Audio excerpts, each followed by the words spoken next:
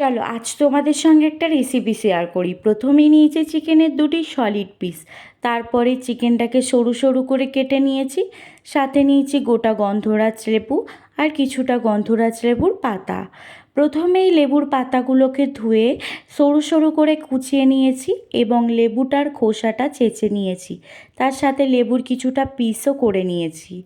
প্রথমে এক ছিপে ভিনেগার দিয়ে চিকেনের উপর দিয়ে দেব, আর কিছুটা জল অ্যাড করে যে খোসাটা লেবুর রেখেছিলাম সেই লেবুর খোসাটা দিয়ে 1 ঘন্টার মতো রেস্টে রেখে দেব। 1 ঘন্টা পর জল থেকে ভালো করে নিংড়ে তুলে নেব, যাতে কোনো জল না থাকে সেরকমই চেষ্টা করবে।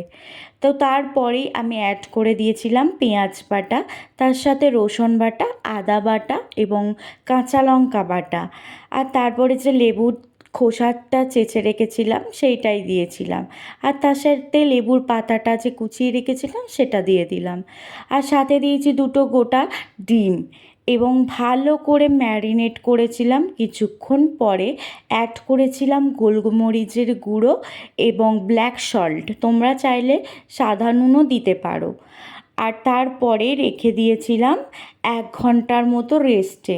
1 ঘন্টা পরে অ্যাড করে নিয়েছিলাম পরিমাণ মতো ময়দা, তার সাথে পরিমাণ মতো কর্নফ্লাওয়ারের গুঁড়ো আর কিছুটা বেসন।